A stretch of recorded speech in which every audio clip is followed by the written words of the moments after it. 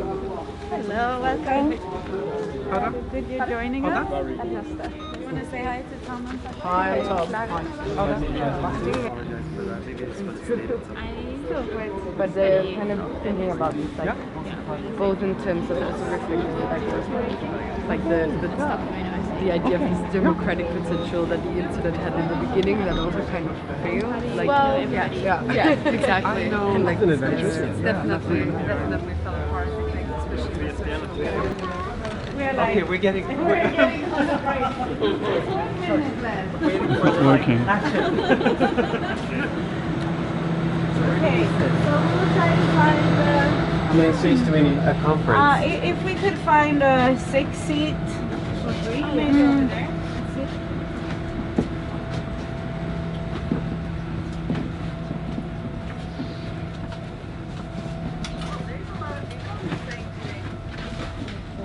Well, in the other direction, there was only one person sitting in one of the. Let's try. Yeah. Maybe we can ask if.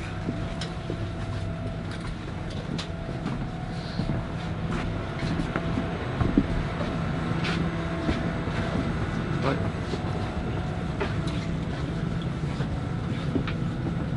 Får jag snarare dig lite? Förlåt, vi skulle vilja spela in en film och skulle behöva ett litet sätt. Är det möjligt för dig att sätta dig där istället? Okej, men då sätter vi oss här med dig. Får du vara med i filmen? Nej, jag skämtar bara. Det är så drygt. Det är tacksamt. Thank you, Safar, for trying. Hello? Okay, let's see.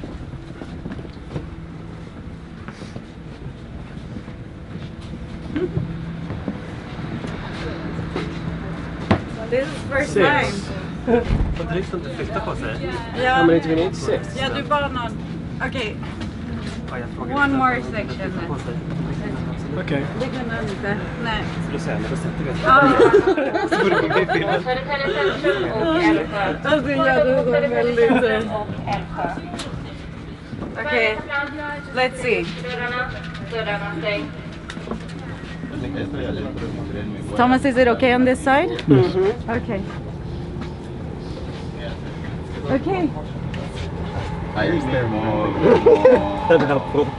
here of 7 minutes to be with me. I mean, no emotional You need your space. No, it's okay. I'm not sitting here. and Stockholm is So we have an issue with our recorder right now. So we're gonna try to fix that one before we start. Okay. So we get the good sound.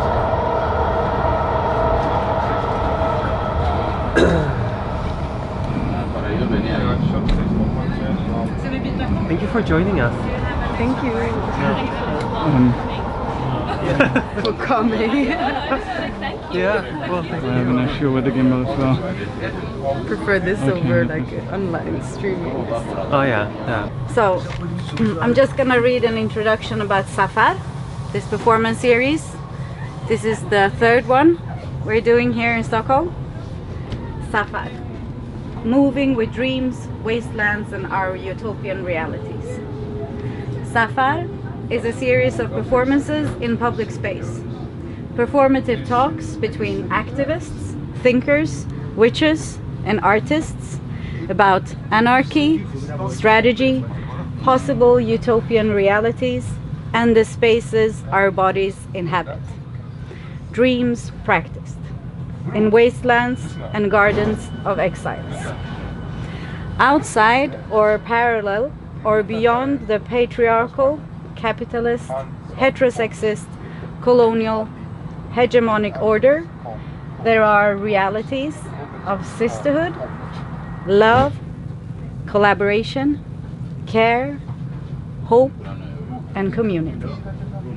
Sharing influence and not taking power in solidarity. In Safar, we, the duo, Aghili Karlsson, is us. We invite guests we admire. We ask them to share parts of their lives and their visions in a traveling performative talk, moving from the center of Stockholm to our studio in the rural areas on the edge of the city. a participatory travel where Safar, companion travelers, can join in moving, talking and sharing a meal. Welcome, Tom of Tottenham and Zafire Vrba. Yes, thank you. We had different versions in different languages. Well, maybe Safar could be a good name for me too. Safar. Yeah. Yeah. And you are both artists, educators, trans activists, producers, filmmakers, just to say a few of all the amazing stuff you're doing. We are so happy you're here. Thank you so much. Thank you. Yeah, thank you for inviting us, and thank you for coming along, and thank you for viewing online. Yeah. So now we start? Yes. Yes.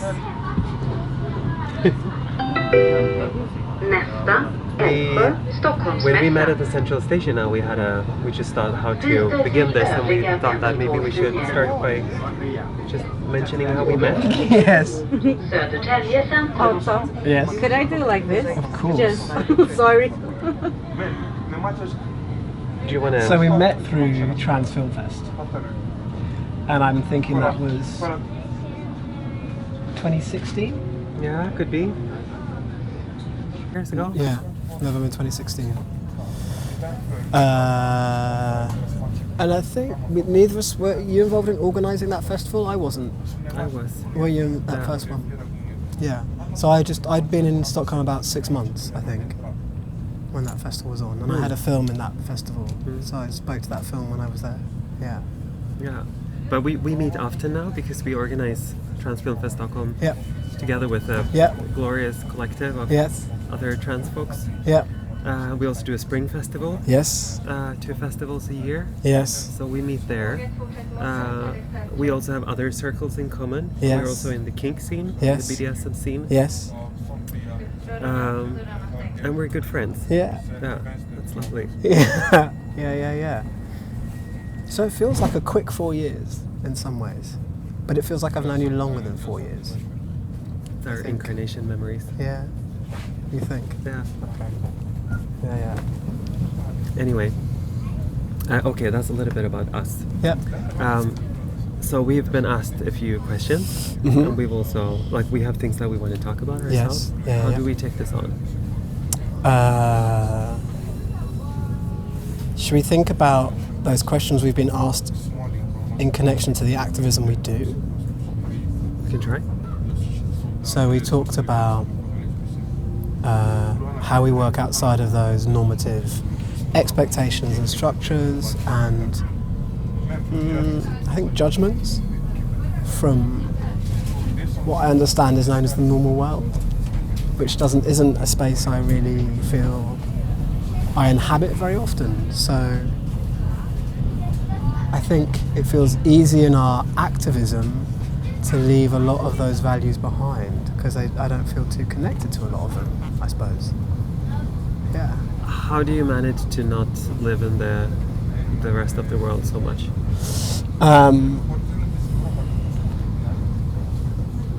I think a lot of it is about who I spend my time with and how I value my time. And I think increasingly feel that time is my greatest resource. My absolute greatest resource is my time, and how I invest that and how I use it for myself and how I share that with friends, and when I choose to be there for other people or I choose to invest in challenging things. Yeah, I think a lot of it comes down to time and how much time I choose to be and having agency in making that choice and making those decisions about when to engage and not engage. So even in norm spaces, how much of myself do I really need to give, and why should I feel I have to give more than I want to? I think that's quite a way of finding those boundaries for myself. How do you navigate that, giving, not giving too much of yourself? I think it's something I'm learning still, but I kind of feel, I think as trans people, as someone who's Black British, as someone who's from a different country, I think there's an expectation that I will educate about what those things are. Nah, I'm just not going to. Actually, yeah. And I can understand that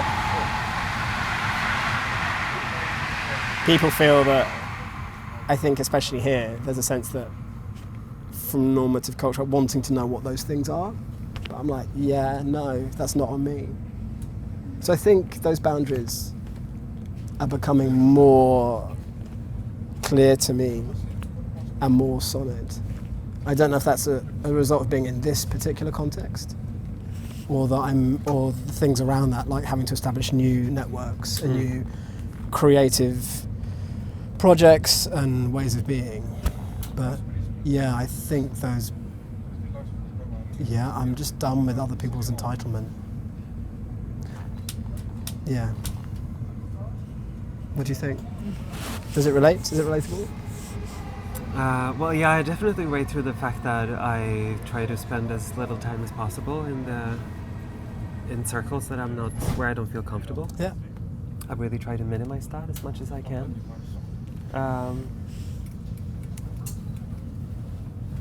I mean, I do educate people from time to time, and I do that around certain parts of my life. Yeah. It's like I'm very open about my family situation, for example, which is, I mean, for me it's also related to doing activism around families, or what could be a family, or how you create family, for example. So that's. I mean, I don't answer any questions, but I do, like, I'm very educative about it. Yeah. And then other parts of my life, I completely keep to my. I mean, I guess I'm quite transparent. Like, I'm not so good at keeping things just to myself. I mean, unless it's a secret or something that someone has given me. But I don't want to sound nasty. But I mean, it's easier for me to share than to keep it to myself. And I'm happy for people to know who I am. But I think there's an inquisitiveness or a feeling that I should also explain this exotic thing that's in front of someone else. Yeah, sure. And sure. no, done. Yeah, I mean, I have that with trans curiosity. Like, people are curious. Like, depending on who they are and like what their level of respect is. I mean, I can answer some questions, or I just won't. Yeah. Yeah. Should we talk a bit about your family? Always. Yeah, we can talk a bit about. Oh, maybe can we start from another entry point? I just need to cough. I've had a cold recently, so my voice is weird. Do you want some tea? If I want some tea? Yeah. And not yet. Thank you. Also, I'm on estrogen, not testosterone. It's so funny when people. Would you like tea? Would you like some tea? No, not yet. I'd like to block that. Yeah, I know. It's just a funny joke. That's not so funny. Anyway, no, I got really excited about this when we were asked to do this conversation, because how to find. I mean, I wouldn't say utopias, but how to find, like, a parallel reality, or a sort of a circle where we can feel safe or seen or sane or whatever. Especially we can find, like, islands of anarchism within a non-anarchist world. Like, that interests me a lot, and I think my family can be one example of that. I'm not saying that it's like fully an anarchist family, but we have tried to create something within a system that's not for us at all. And I think that, I mean, I'm an anarchist, and I've always been inspired by anarchism throughout my life, because it's possible to practice that, and even in a small circle of people, for example, it's possible to practice that, and no other ideologies work in a small scale. Like, they all need a large scale, a country, or like a huge city, or like they need so much infrastructure. But anarchism doesn't need that. I mean, it could work large scale, but I don't really know how. But it works small scale, and I think that like doing our best to create an anarchist reality is something that interests me.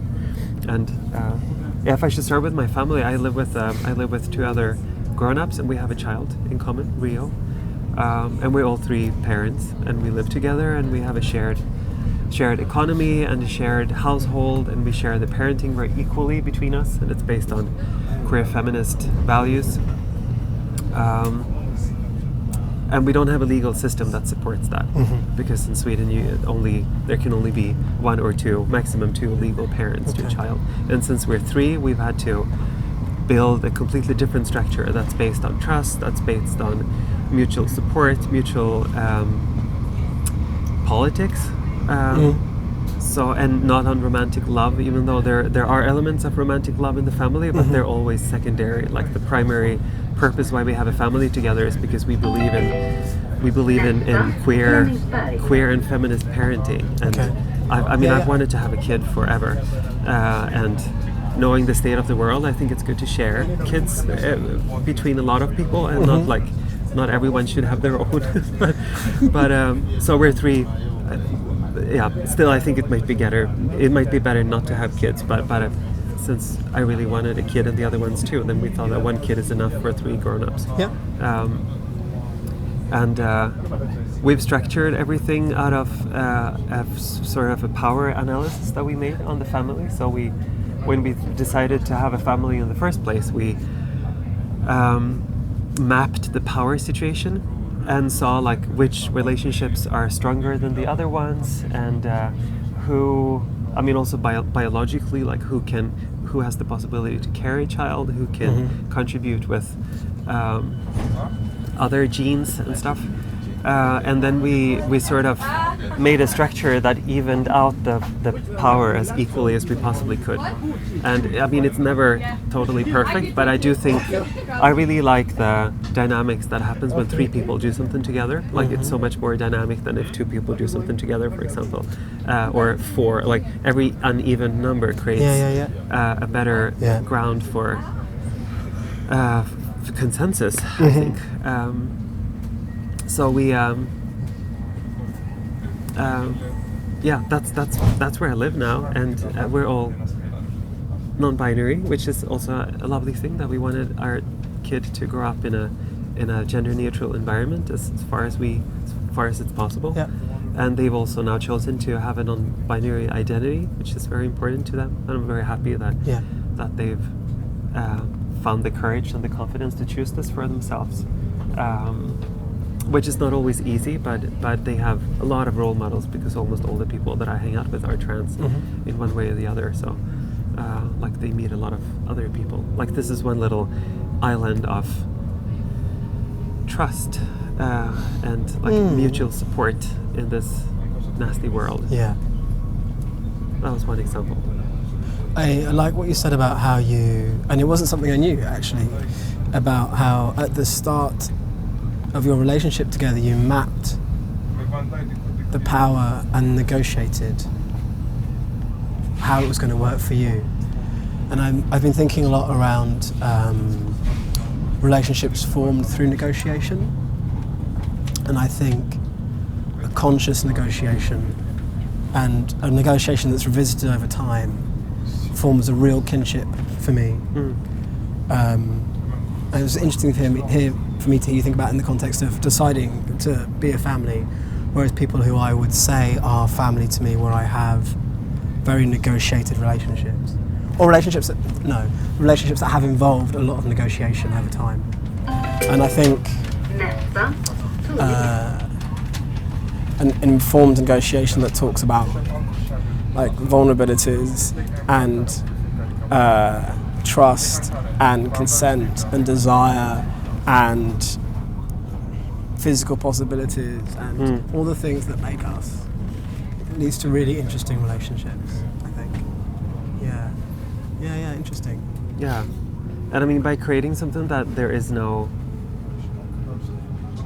like set structure for, or at least not a legal structure for. I mean that's also, I mean that's something we're experts in, being queer and trans. I mean, we've had to create our own identities and lives and whatever networks usually. Also safety networks and stuff, like we've had to create that ourselves, which means that we're also experts in doing thinking about this and creating it and practicing it and realizing it and stuff like that. Like that comes with being queer, which is a huge advantage that we have that straight people don't.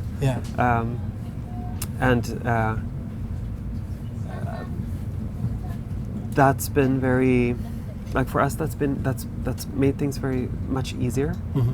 like even though there are some romantic elements in the family, like we just decided that that's secondary. Yeah. Which in most other, especially nuclear families, like that's the primary glue that keeps the family together, is some kind of romantic love between the parents. And there's a lot of pressure then on maintaining that. People talk about different types of desire, like a hot desire or a warm desire, and I think relationships often start in a very hot, passionate, in that normal structure of you meet and there's this explosion.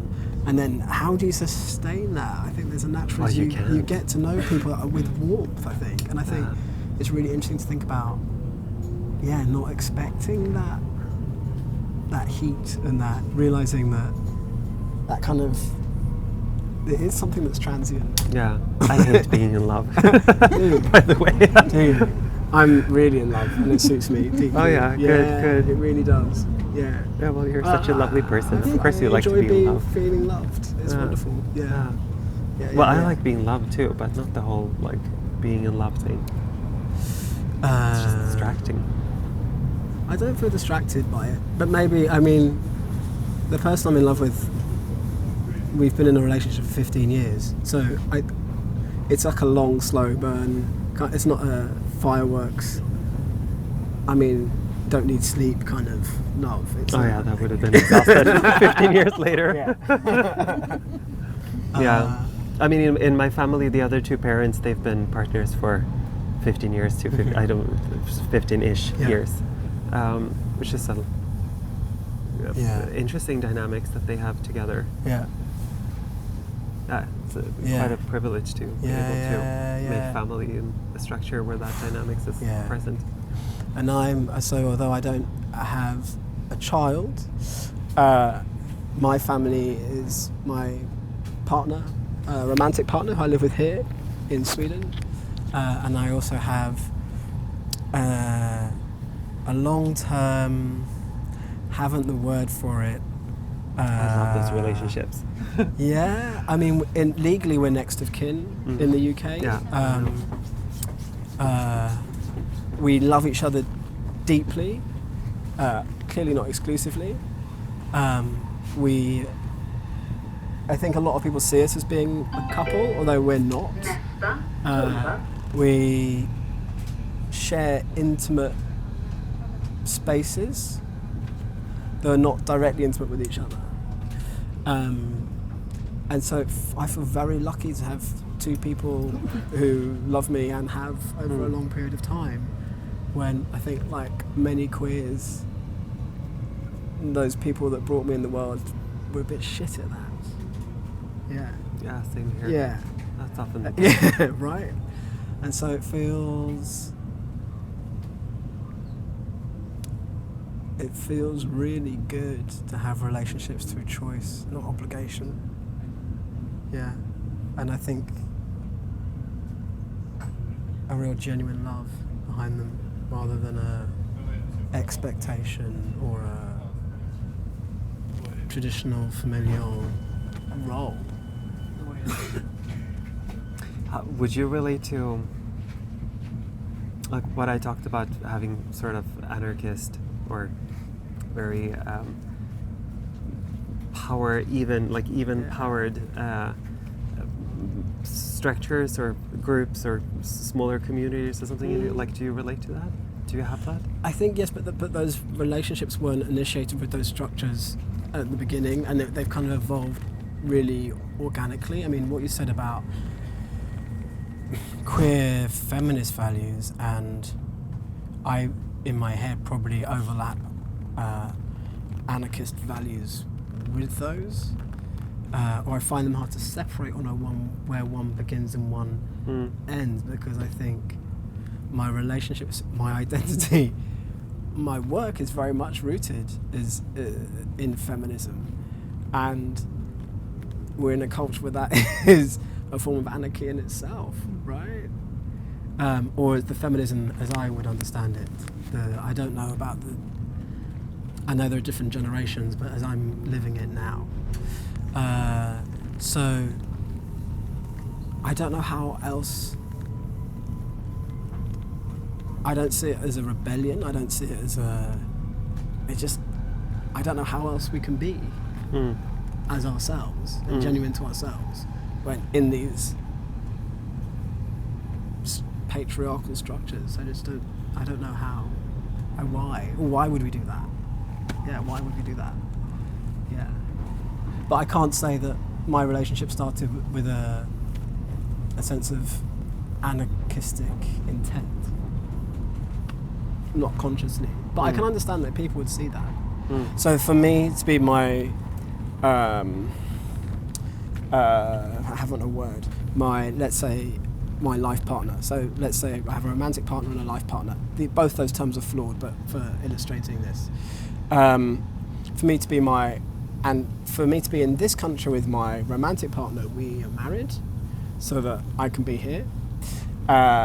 With my life partner, I am their legal next of kin, but even in the process of them like writing their will in the UK, which sets out lots of different things, but one of them is like who will look after you if you're unwell, what happens when you die with your stuff, who gets to make decisions. The only listing I could have in that was friend. Okay. And it's like, well, how can your friend be your next of kin in this structure of trying to work it out? And it's like as you talked before, like having to like work a system so it works the best as it can for you. But there's these little compromises that are so deeply annoying along the way. But if we don't challenge them, they're just going to continue, right? But you've done some paperwork too, actually. So we've done paperwork, but it's a real like hopping over this in this place and this in that place and this in this place. I get it. Yeah. I mean, we've also married in a certain order. Like I'm married right now, for example, but for paper reasons around this child and around the money that comes with every child. Like you get 1.5 year off work or whatever you're doing, or like paid time off. And in order to share that equally between us, we had to, but we used marriage as the tool for that. So I married twice, and the other one's married once. And we also used also the legal matter around who became the legal parent. We also used marriage to, because we have this who is expected to be the other parent when the child is born, for example. If you're married with someone and you're differently gendered, then legally, then that person automatically becomes the other legal parent. So we also use that as a way to sort of just work with the tools that we had in the system that aren't made for someone like us, but we could use some of them to our advantage, which we did. But we still don't have any full legal protection. That's something we've built rather with trust. I mean, we have a contract that we've signed. I mean, we've written it ourselves, and something would happen to any of the legal parents, for example, that they want the non-legal parent to get the custody, for example, and like we both signed this piece of paper, which might be something that a possible court would listen to, but maybe not like it's we just don't have full legal protection, and we don't have control, and we have these small like moments of it's a win when you get your way through the system. But what a stupid little win it might be. It's like, why is it it can be such a relief and such a massive thing to achieve such a small thing, and it takes the amount of energy it takes just to get to that point. Sure. I mean, we did most of that, all that work we did before the child came. So that's when after mapping out the power, we created the structure that we have now, and that also meant doing all the paperwork, finding solutions, writing contracts, talking to a lawyer, working that whole structure out, trying to foresee which possible conflicts might we have and how do we deal with those so that no one uses the people that have more legal rights to the kid. How do we prevent them from using that?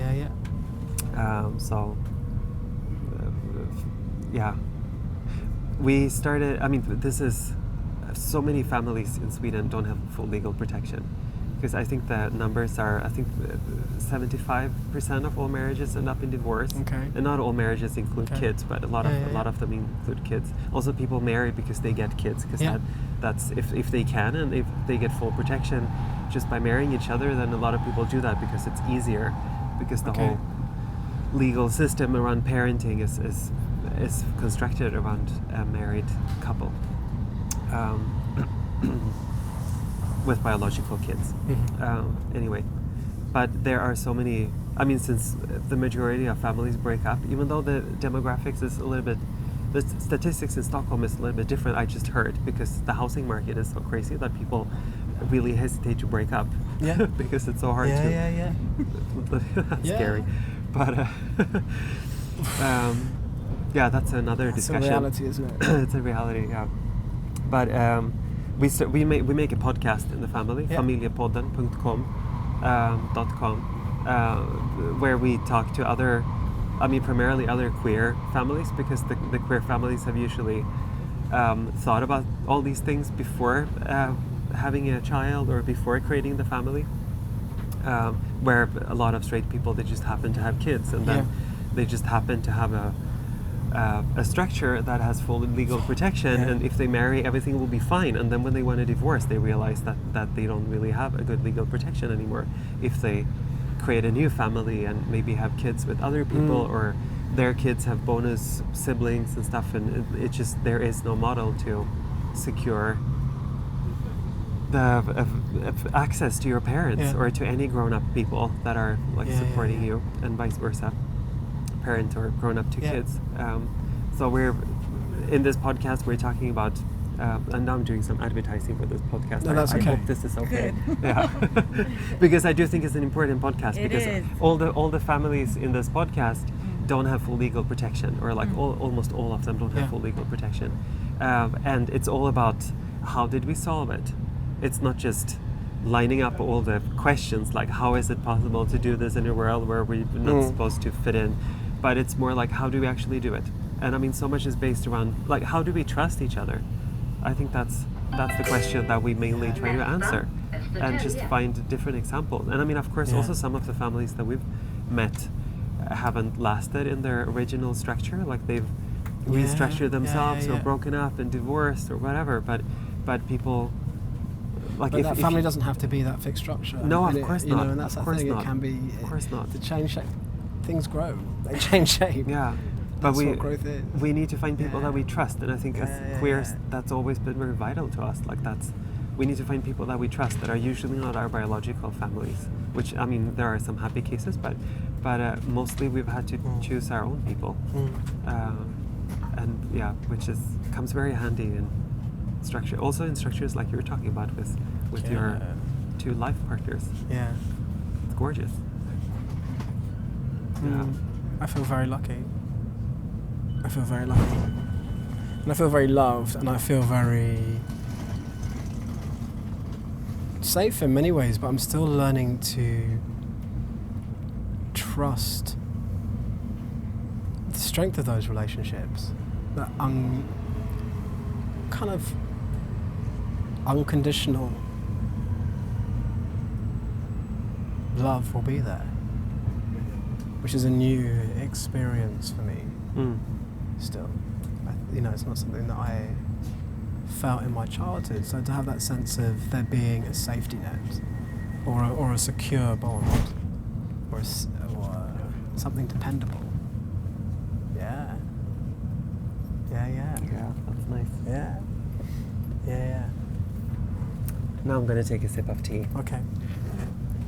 I've actually got some tea with me. If that's, I mean, we brought mint tea. That's lovely. Because we grow herbs in our studio as well. But you can. May I? You may. I'd love to get some mint just tea wanted later. To say that we grow herbs in our yeah, studio. that's lovely. Was that your advertisement? Yeah, that was mine. I'd love some mint tea later. Yeah. So we're going off at the next station. Okay. We're already in Södertälje. That's fast. Yeah. Do you want to ask us some questions, or should we just keep on talking? Okay. Thank you for talking. Yeah, well, As someone who's new to the language, I struggled a lot with learning Swedish. I'm very grateful this talk is in English. I'm entertained routinely, and I think I'm right in saying that the word for marriage and the word for poison, Yeah. it's the same word. Being married is Gift. being It's poisoned. being poisoned. Yeah. Yeah, I don't know. I mean, I don't understand. Thank you I for don't know reminding if us. that happens in other languages. I don't know if that's unique to those were the Swedish. final words of Tom. Yeah. I think it's hilarious. Yeah. Okay, we're getting off here. Yeah. We're changing trains. Södertäljehamn, yeah, we're gonna change the train to Järna.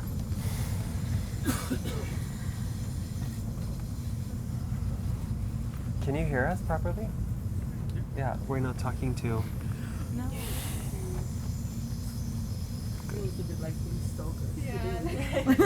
Yeah, first I didn't really see it properly. I was like, someone is sitting there and listening really carefully. Which is nice, I'm happy to entertain.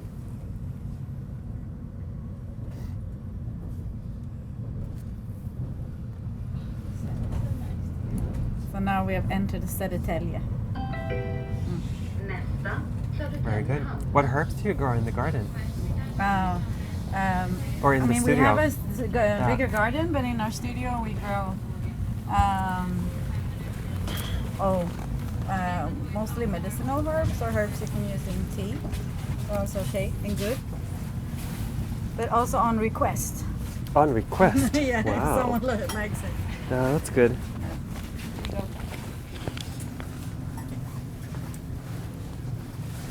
This one?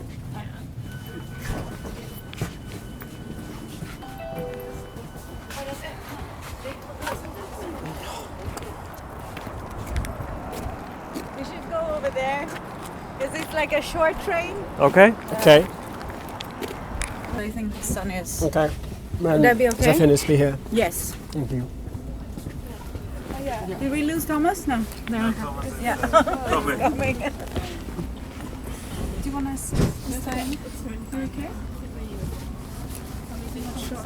They will check our tickets. Yeah. in this I've got a train. card. Do I need anything Yeah. special? No, you just need Fine. to show it Fine. because it's. But it works with the ISIL card. Yes, of course. Well, not of course. Oh, where We're is my far away, but still. Who has my backpack? Thank you.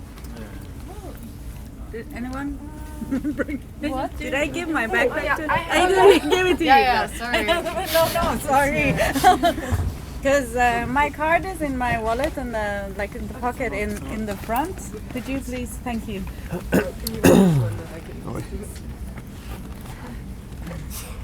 This one is you? Yes, thank you so much.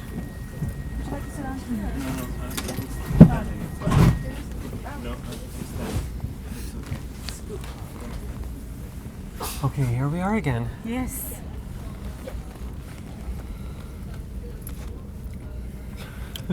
Was that I just eaten mulberries? Pardon? Mulberries? Was that what I just Yeah. ate? Mulberries. Oh, nice. Yeah. Oh, delicious tea. So what do we say now?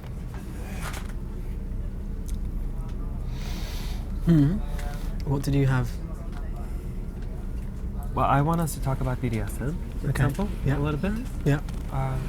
Because that's one of our others. We haven't talked so much about Transfest Stockholm, but except that we have a festival coming up at the end of March. Yes. End of March. Yeah. End of Yeah. March. Transfeststockholm.org has all the information. Yeah. But yeah, that was it about Transfest Stockholm. Do you want to People talk think about BDSM? people think the word Transfest is like this big thing, and it's normally like a small Like group 10 people in of the collective? people running around doing lots of work. Yeah. I think there's something about being seen as an institution feels weird. Do people see us Yeah, as an I think institution? so. Really? Yeah. Huh. But I have to answer some emails that you don't. So like, I'm so restrictive what Yeah. email accounts I want to have access to. when it's like Transfest, I think you should. I'm like, who is this you? Like, we're a collective, and you can come and join the collective and shape it. And I find, I found in Sweden, people seem to be, my experience of being in Stockholm, let's be very specific, is people seem less active in making stuff happen. And when stuff does happen, might like that it's there, but might not necessarily use it. So I think there's like, people like that we have Transfer Stockholm, that's really good and that's really important, but oh no, I'm a bit, that weekend I might not actually. Just like, well, we've spent 6 months preparing a festival for the community, for you not to be busy doing something else, like go to Tvättstuga another day. Show up. And now I realise, for a lot of trans folk, leaving the house is hard. For a lot of trans folk, feeling you can be out in the world or going to other stuff is hard. I'm very, very clear on that. It's not easy. But I feel there is a sort of degree of apathy, and I think if people don't use stuff when it's created for them, then that stuff isn't going to be there. Sure. And that's sad.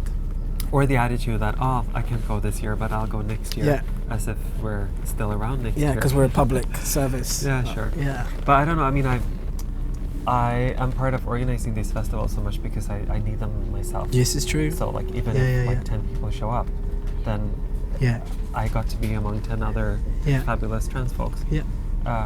Which makes it worth it. But even though it's truly it's it is a service. I feel like I'm doing service. Yeah. Like I used to consider myself so much an activist before, which I can still call myself that, but with the trans community, I serve the trans community. I feel like that's a more accurate term, because I don't really do, like I'm not trying to necessarily educate cis people and make them better allies, even though that's important to do, of course, but that's not where I spend my energy. I spend my energy creating better and more spaces for trans people, and that's sort of a service. Yeah, I give the service because I need to keep it for myself too. I need to. Yeah, and I think we've talked about this word service before, but as someone who's Black British, I can't be doing service for white people. But I feel differently about BIPOC spaces. But service is a difficult word for me. I don't know if I need a word of service or activism or producing or whatever, but doing is just important. I feel I'm compelled to do and to help create spaces and make those spaces as accessible and as safe as possible. Yeah. But our festivals are just nourishing. Yes, it is. It is like. No, I also remember when, my winter last year was terrible for me. Like I could hardly leave the house, and then you came up with the idea that we have a festival to plan. Why don't we meet at your house? And then the meetings are still happening at my house. Yeah. Because it's easier for me to leave my home now, but it's still a million times easier if people come to me. Yeah. And that was just, that was such a loving action from, I think you took the initiative to I want to credit the whole group also for making it to my home every time we have a meeting, but it's so, that's sort of the beauty of the collective too. It's very caring. Yeah. It's really caring. And I think kindness and care shouldn't be such a radical act. No. But it often is. I'm in a work situation at the moment when someone was just a bit mean to me. Okay. And they shouted at me, and I'm like, what are you doing? I said, well, at the moment I'm losing respect for you because you're shouting at me and you're not being very kind. And there's attitude you have to toughen up, and I'm like, no, I don't actually. I can reject that, and I can say, no, we can be kind to each other, and it's not going to have a negative impact on the quality of our work. My guess is the opposite. But this status around aggression and just suck it up and get on with it, and it's the same for everyone else. It's such a lazy excuse for not deciding to be kind. Yeah. And that's what I really like about our Transfest organising space. I think we're kind. And I think we're gentle with each other and respectful as much as we can be. And I think that really helps when we do put on festivals and events, is there's this real sense of support, a real sense of doing things collectively, and that if anything happens in that space which doesn't sit well for anyone, for whatever reason, it's not an isolating experience. You know, it's we have each other. Yeah. Have you had trans communities before? Yeah. In London a lot. And I've been involved in organising trans spaces for a long time. I mean, how can I compare? London is 10 million people, Stockholm is 1 million people. And I think the pressures and the stresses, and this is very different environments. We're not comparing two very similar places. But I felt there was more activism and energy and a desire to make stuff for each other. Yeah. We're getting off here. Is this our stop? Okay. Yes. I didn't even check there.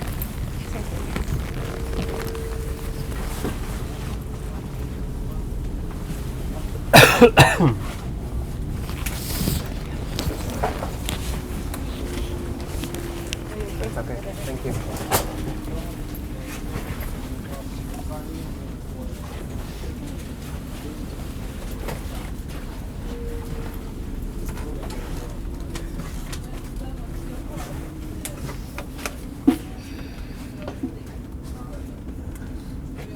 There are so many things that we haven't talked about yet. We have another half an hour. Is that what we have? Half an hour? We have about 40 minutes left. Of talking? Yeah, it's like 10 minutes waiting for the bus and half an hour on the bus. Nothing. And then we're gonna eat That's together. nothing. And of course, if you wanna...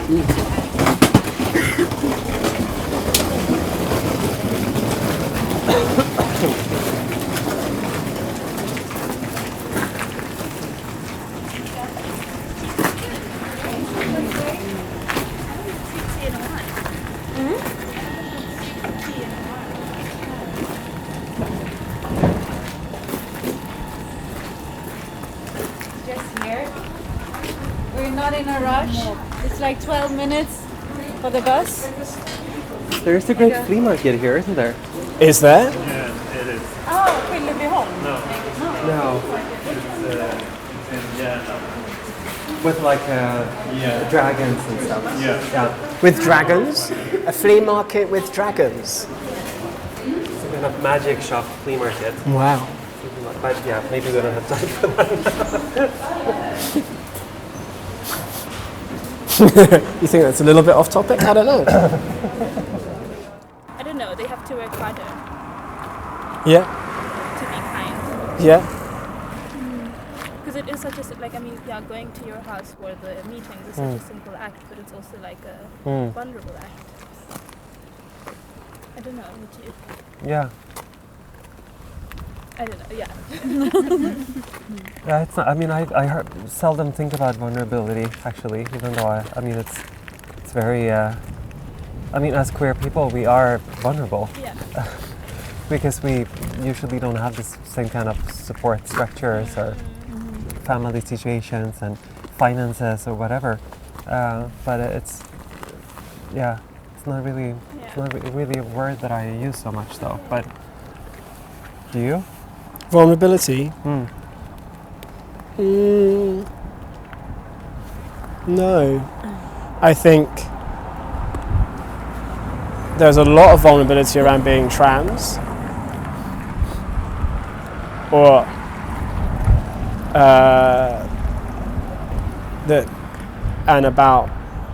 and also for BIPOC folk in just being in the world. It's a daily. It's not it's not a occurrence. It's a continued.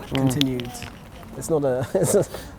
It's never a surprise really. And I think with what you're saying about some people have to work hard to be kind, but I I'm think not there excusing are. it, I hope No, you do. no, and yes, they should. Exactly. Yeah, and yes, you should. Yeah. Yeah, this might be difficult for you because you've never had to do it Yeah, before. yeah. So now's a good time to try. So I'm quite. Maybe I could be kinder in being patient with those people, but I just think no. No, not at all. Yeah.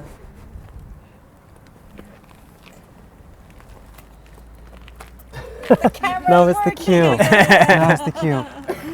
So when the camera died, we were just talking about. I was just starting to talk about CRS. Yes. Which is the Center for Radical Sexuality. A little bit more advertisement, but maybe it's not so much advertisement, but it's something that I like bringing things into my home. But I live very close to the Center for Radical Sexuality, Yes. which I'm running together with my family. Yes.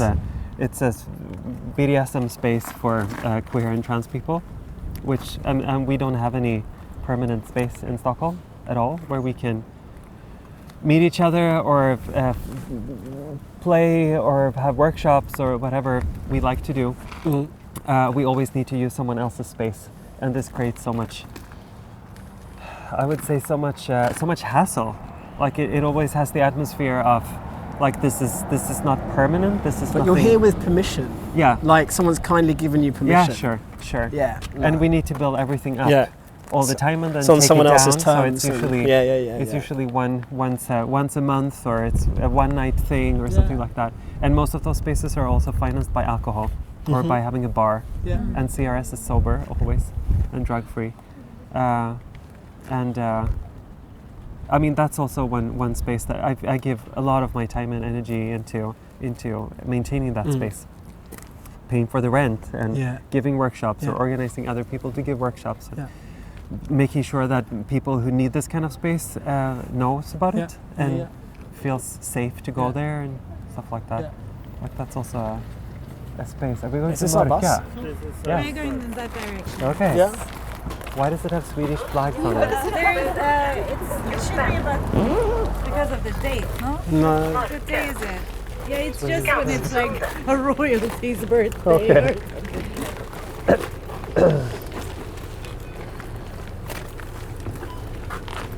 Maybe it's someone's mom's stuff. Maybe. Yeah.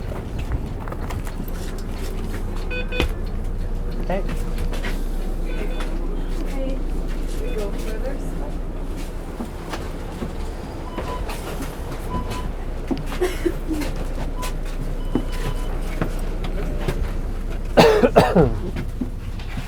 Where do you want us to be? Maybe we could just stay here. Okay. Thomas, would that be okay?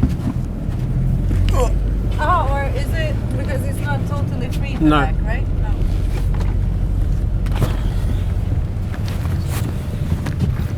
Do you wanna, or can you sit there? This is funny.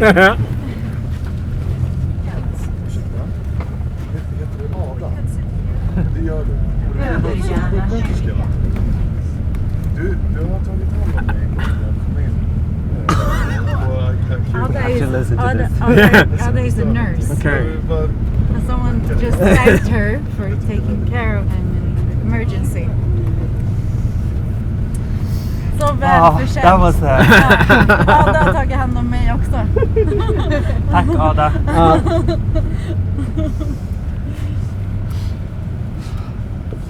So we're talking about creating space Yeah, we talked about CRS. and the fragility of other spaces, which you're there with permission and with. Yeah. I mean, it's a small venue. We can't take that many people in, but it's always there, and I think that's really important. That's yeah. Anyway, and also I think that like finding ways to. I mean, as trans people, our bodies are often determined by other people, or other people have a lot of influence on our bodies, like how they read us, how they think that we want to present ourselves, but also what kind of, like if we need medical treatment, for example, like we're also in the hands of professionals that have quite a lot of say about what we can look like and how we can evolve as trans people. And I think to have a space where pleasure or like radical exploration of what sex can be, or what pleasure can be, or how we can embody our trans bodies in a more pleasurable way. I mean that's something worth investing a lot of time and energy into. This medical context is so driven by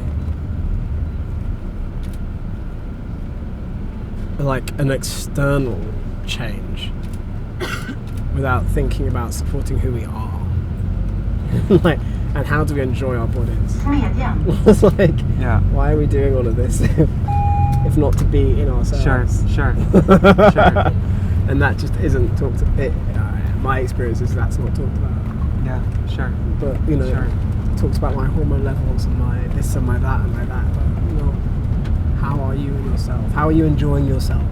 How do we enjoy this body that we're struggling with, creating, fighting with, coming to understand, lamenting, all these things at once, sometimes. I also think the intersection between trans and BDSM, for example, is such a delicious intersection where we can also, I mean, with negotiation, we can be whoever we want. We can make sure that, like, this is the only language that's, you know, that this scene or this relationship or whatever, this interaction is allowed to use. Or this is the kind of interaction that is okay. This is the kind of touch that's okay. This is a fantasy I have about, fully embodying something. Whatever, if that might be my identity, or that might be something that I want to work on in my healing process or whatever. But to have something staged. And like totally safe. I'm really surprised that not like all queers are into BDSM, for example, because that's such a good way to reclaim the right to our bodies. And this self-determination and empowerment and control that's so rare in that normal world. It's exciting. I'm committed to investing energy in making those spaces. And enjoying those spaces. And I think BDSM is called play, can be called play for a good reason. And I think that kind of adult enjoyment is really healthy. Having fun, really good. And I learn a lot. I've learned a lot about myself and about other people. I feel deeply privileged with the trust. I think also the whole negotiation, my family structure, for example, like having a foundation in BDSM and being used to negotiate my needs and negotiate other people's needs and how we can meet there. Like, I think that also helped in those kind of negotiations. And I think with my life partner in the UK, because BDSM has been a part of our relationship for 20-something years, with regular negotiation, we know each other in a really intimate way without having a direct sexual connection. I think there's a really specific kinship in BDSM that when you negotiate thoroughly and properly and frequently with people over time, you get to know them in such a wonderful way. And it's a real privilege to know that about someone.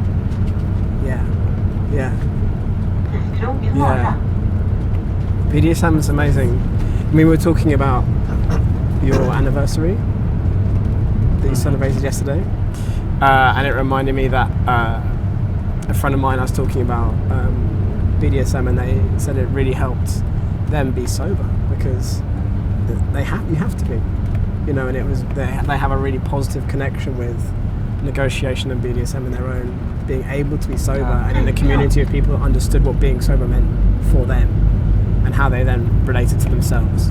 I think it brings so many different things for different people. And I'm also interested in what you said about we talk about being safe quite a lot, I think, in queer and trans and BIPOC spaces, but I think there's also something about being seen that I think BDSM creates a very specific space for, you know, and how that feels in a world which often doesn't see us as we know ourselves to be. Certainly that's my experience. Would you say the same? Yeah. Yeah. Maybe I have to read my text now because it's such a good bridge. Can I do it? Okay. Why are you asking me? Of course. Well, why wouldn't I ask you?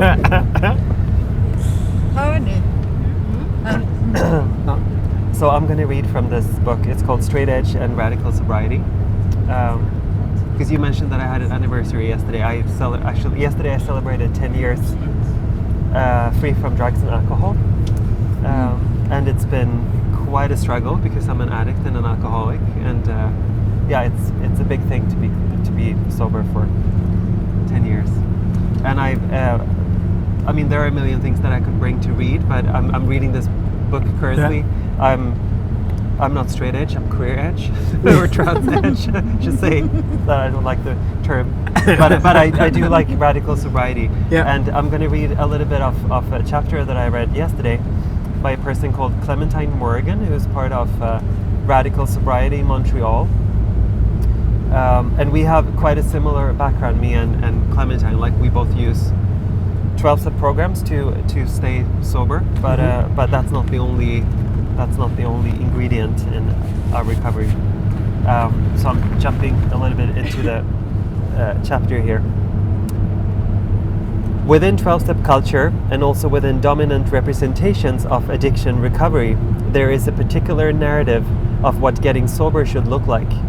It's hard not to notice this narrative playing out in the stories you hear at meetings and also in media representations of addiction recovery. The idea is that you get sober, you get the job, you get the relationship, you get the family, you settle down, and you live a normal life. This is a narrative firmly rooted in heteronormativity and capitalism, and it's a narrative about becoming a good, law-abiding citizen. It's a narrative that rewards complacency and complicity, that encourages competition and individualism. As a queer anarchist, it's not a narrative that speaks to me at all. It's not what I want, and it's also not what living a principled life means to me. My sobriety is dependent on living a principled life, so it's very important that I'm honest about my principles. And principles in the 12-step program, like that's something vital. It could be openness, honesty, willingness, kindness, helpfulness, like these principles that I'm also trying to live by. Finding other possibilities for what being sober can look like is extremely important. Learning to interpret the 12 steps through a queer anarchist lens is essential for my recovery. When I first joined 12-step programs, I wanted to get sober, but I also wanted to remain wild and free. In sobriety, I learned that I wasn't free at all when I was drinking. I was compelled to repeat a destructive pattern over and over, and I had no way to stop.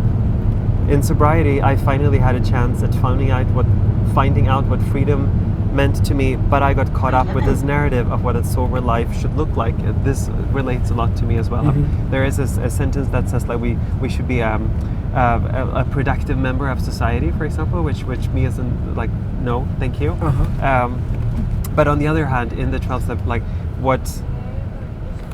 where I'm learning the most right now in life in general is in my 12-step program. Okay. I can't talk too much about it because it's anonymous, and I'm not allowed to be a spokesperson for any 12-step programs, but I've used a few of them, and the kind of mutual aid that's practiced there, and the kind of peer-to-peer support in an anonymous way is where I find in this world like the most anarchist sort of community or fellowship that I've ever experienced. Because I get support from someone and I give away support, but that doesn't have to be to the same person. It's not transactional.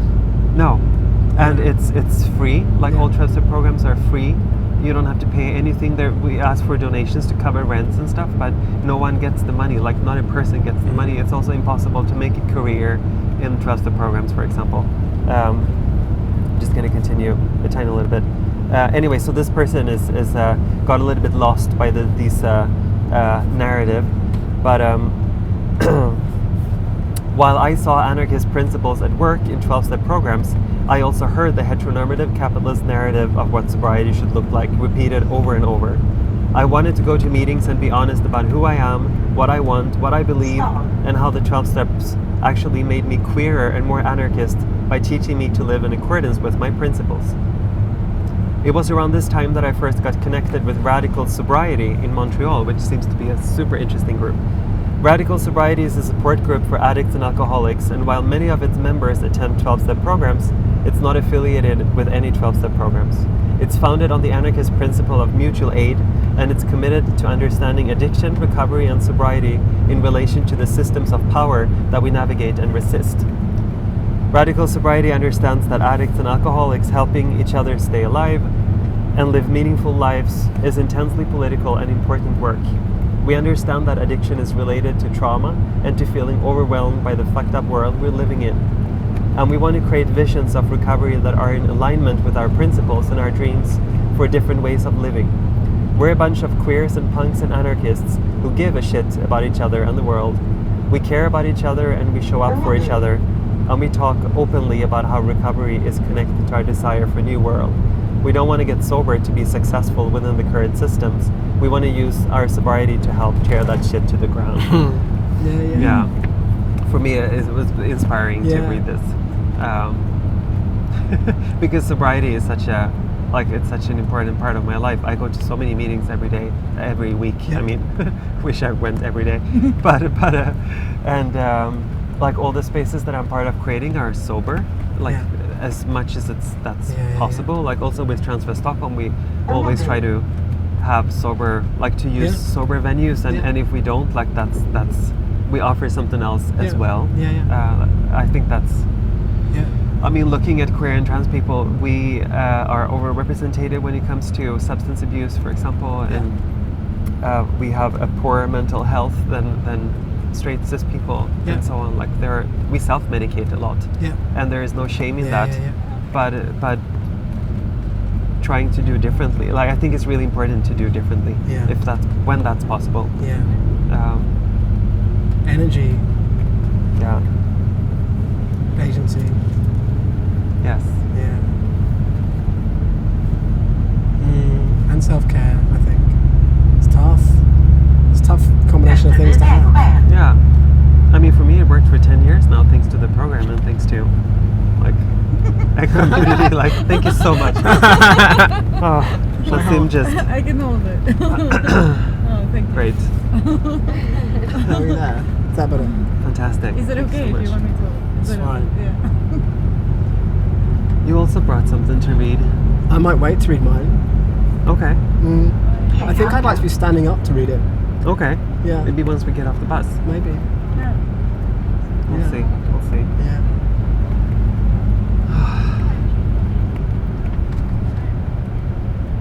Are there any questions for us? Because I just feel like we're so lovely to talk to you. I've got lost track of time. I've got no sense of how much longer we have. I have a list of like a million things that I want to talk about, but... Do you have any questions? I was wondering, at the beginning you spoke about how you and your family mapped out. Once again. Mapped out like power. Yes. I mean, I was wondering about that process. Like, what does that look like to map out power? In this, do you do it like? I mean, obviously you don't do it in one sitting, and it's like a. But how do you begin to do it in community as well?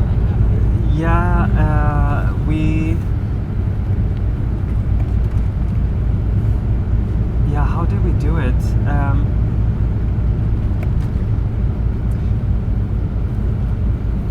In the family, one person is partnered with the other two. And when we decided to move together, we were talking about having a kid. I really wanted a child. Like I was really, I was very eager to get a child. So when we moved together when we decided to move together in the first place, we were discussing where to live because I wanted a child, and the other two were like they maybe wanted a child too, but they weren't as sure as I was. So we've had a long discussion whether we should live in an area where we have lots of friends, so I could find someone because I primarily want to have kids with friends and not with romantic relationships. So we thought if we should move to a place or to an area of Stockholm where we have lots of friends, or maybe we should try to find a really huge place to live so that someone else could move in with us. And we had this kind of talk until we realized that I was looking for more people to have kids with, and actually the other two were they've been discussing whether they should have a kid for a long time, but decided that they wanted someone else in the family too. So when we just realized, oh, we're moving in together and we're 3 people and it's ideal, why don't we try? That's when we started to like immediately discuss who should be, you know, who should have the legal roles, who should have the biological roles and stuff. And we had already worked out some of the relationship dynamics because we were moving in together, not as a threesome structure, but more as like with 3 people with more like parallel relationships with each other. And I have experience from having had another family before with a child, so I knew I knew the legal system pretty well. So a lot of the mapping had to do with like trying to visualize what the legal system can do and what it can't do and what could be possible solutions. That was the first part. And once we had sort of the legal structure or what we could do within the legal system, then we decided, like, that's when we picked the different roles for different people. And then we were very honest about fears from previous relationships that came from there, or how well we were communicating, because the other 2 parents have been partners for 15 years and I've only been partners with one of them for maybe 8-9 years, something like that. So they have so much more experience talking with each other. They've also lived together for a lot of that time. So by the time that we decided to have this child, it was quite an imbalance in power. But we were just as honest as we possibly could about that. And we used lots of like post-its and pens and papers and try to like visualize everything to make it as clear as possible. And then in the beginning we also had monthly meetings. I mean, we live together, so we do meet, but like we designated time every month to talk about everything that came up. We've also divided the time between us, so even though we live together and we have a household together, like everything is divided as if we were living 3 completely parallel lives. So a few months ahead of us, we already know who's going to pick the child up from school, who's going to have the weekend, like how we divide the time between us. So we know that it's fairly divided, equally divided. But it also means that when one person is in charge, their sort of rules or agreements with the child is the ones that are valid that day. Because some things we couldn't agree on some things, like what should the child eat, for example. We couldn't come to a consensus. So we just decided that the child can have a different diet, different days, according to what the parent for that day, like the diet that the parent has that day. So we have a lot of those like quite individual solutions that since the time is divided, that then it was easier to not fight about something when we just could have a different system, different days. And Rio has never experienced something else. So for them it's not weird to, go and talk to Zafire, because Zafire is the one that, you should ask permission to do this today from. And they've never used this like, oh, Safar said no, so then I'll go to Mina or I'll go to Cal, because they were like, no, it's Safar you need to negotiate with today, or it's the other ones. Yeah, that also made it easier. That was a long answer. A great one. Yeah. Thank you. Could I say something? Yes, please. Before the talk started, you said that you wanted to talk about queer courage. Yeah, I just feel like I've been talking so much though. And I guess we've been talking about courage, or like being brave, or with you creating all these spaces, and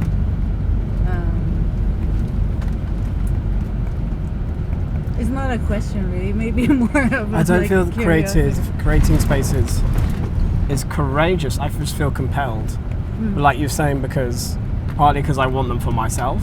Like in organising the Trans Film Festival, I have regular trans separatist space through that collective meeting to organise stuff. That's I mean, That's amazing. And you know, with people who I trust and who are thoughtful, and you know, we grow and we learn together. But we're like, I have regular access to trans separatist space. Amazing. So I don't know if that's courageous, but I feel compelled. Where's the courage? Well, for me, the queer courage, I mean, for me, it's more of like an existential matter. I think I wanted to bring the queer courage up because I think that's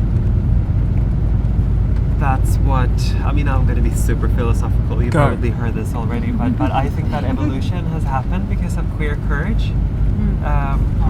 Because if everyone had chosen the expected, the normative, the linear, the majority, or what the majority has done, then like nothing would evolve. Like evolution wouldn't have happened, or we would never find radical way. Like something radical would never exist if we didn't have the courage to choose something different. And I do think that, I mean, and I call that some kind of queer courage, like a queer courage to choose differently, to not choose what you're expected to choose in a given situation. And I think this is, I mean, for me, that's sort of a life force, and that also, on a very existential level, that also means that my queer ancestor would be evolution. Like queer existence. I mean, if queer is a very Western and modern term, which I don't want to like put on anyone that don't consent to it, but maybe radical could be a bit like a radical courage. I mean, has existed throughout time. Otherwise, evolution wouldn't have happened in the first place. Non-normative. Yeah. I struggle with queer when it's used in a more academic sense to mean queering or a queer perspective, because it's such an important part of my identity, and I feel a little frustration when I understand there's a lot of predominantly white cis people who don't connect to mainstream society and are reaching for something to show that they have an otherness. I'm like, don't take mine.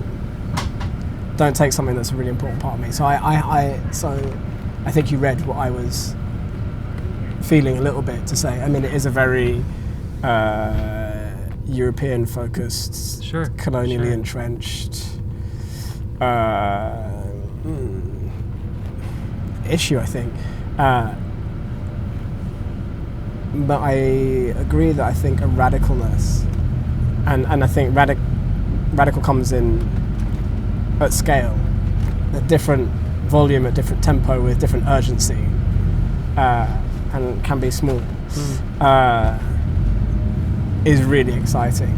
And that dissonance, that tension of an aural vibration that is different, that is in a different rhythm or pitch or key, I really enjoy. And I mean, and sometimes to find that radical courage. I mean, we do it to survive, but we also do it because we're curious or creative or playful, or like there is also a lot of pleasure in being radical in that sense. It's not only for survival. No. Even though it's, I mean, evolution is so often talked about, you know, as survival throughout time, or like, but for me, it's so much of a playful, radical history too. But on the other hand, for me, some of that is survival. And that is a way of being in the world, isn't it? It's a way to survive. Yeah. Quick courage. Radical courage. Thank you.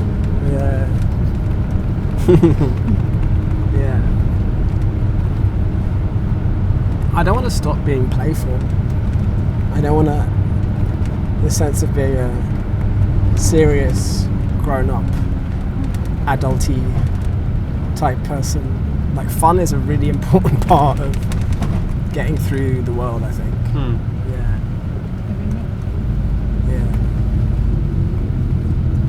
You know, we have to be intergenerational. We can't rely on those, you know, I think the trans movement especially changes so quickly and with such an urgency. Like, non-binary didn't exist for me when I needed it, 20 years ago. Sure. You know, and I can understand that there is a distance between younger people now who might see someone like me who's very masculine presenting and feel I'm not that kind of trans, but I feel we have to keep these intergenerational connections because we need each other. We really need each other. Yeah. And also, like, intergenerational is radical. Like, I find a community, it's hard for a community to be radical if it's the same generation. Yeah. Only. Yeah. Like, how do you learn then? Yeah. Okay, we're getting off here.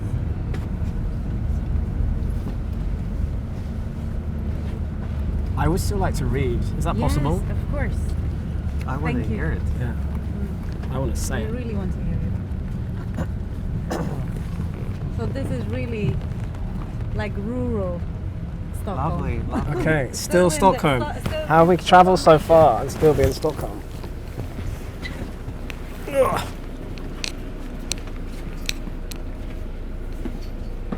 Watch out there. Yeah, thank you.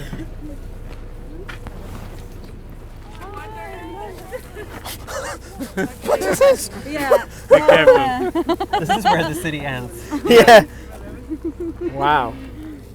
Where do we go? Just stand just still wait for a the second bus. Yeah. Because so we we're don't gonna get hit cross by the it. bus. Now we walk this way. Wow. Okay. So let's go.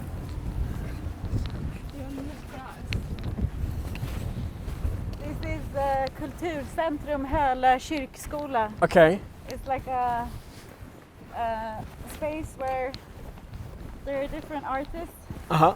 having their studios. There's also an exhibition space, a film club, and a cafe. Looks like a cafe, yeah, with Yeah. the teapot. Wow. So is this, we do have you want our to do the studio reading here. outside? Sorry? Do you want to do the reading outside, Tom? It's up to you. Yeah, if you want. Yeah. I don't mind. Yeah, okay, let's Okay. do it. Then, do we think Out of the wind, less maybe? windy? No, I've lost my microphone's come off here. Oh, And, okay. we've got a calamity. Oh. Can you take this one? I'd take this book out at the same time. Yeah. Can I help you? Maybe, could you... Do you want me this to hold one? it? Yeah, Yeah. thank you. And shall I clip this on? Yes. Do you want me to do it? Perfect. Okay. Thank you. Thank you. Oh, was that the tattoo fine. arm? Tattoo I arm. touch all the time. Yeah. I'm sorry.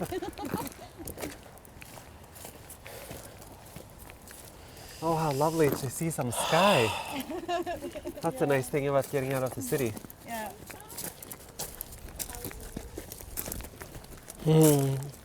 Big skies. This is like the third performative talk we're doing, Mm-hmm. and it's been 2 weeks in between, right? So the first one we did, it was like almost dark. I was like, I took a photo of the church last Yeah. time. It was like dark, like 4 weeks ago. Huh. So it's really getting, it's getting brighter. I'm going to read something written by Travis Alabanza, who's a performer, artist, based, I think, between London and Bristol. And I think I would be right in saying that they're trans, feminine and black British. And I think they have an amazing power when they perform and also an amazing vulnerability. And I find their work very exciting. I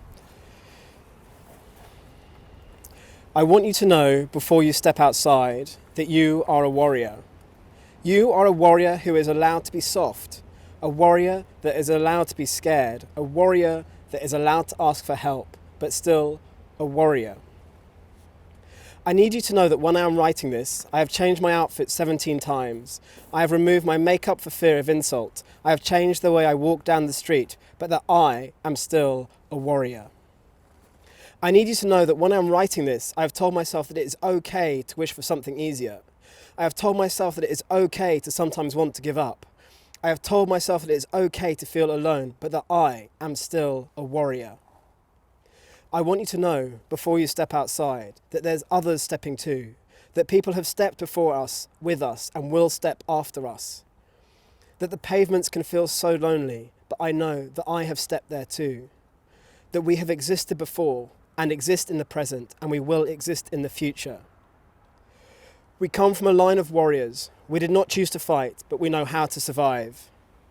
Before you step outside, we love you. Before you step outside, I love you. Before you step outside, breathe. I love you. Yeah. Beautiful, isn't it beautiful? Yeah. Thank you. Yeah. So it's from, I want to just show this book. It's beautiful. Yeah. Thank you. Thank you so much. Pleasure. Do you want us to go inside? Yeah. You have the keys, Jan.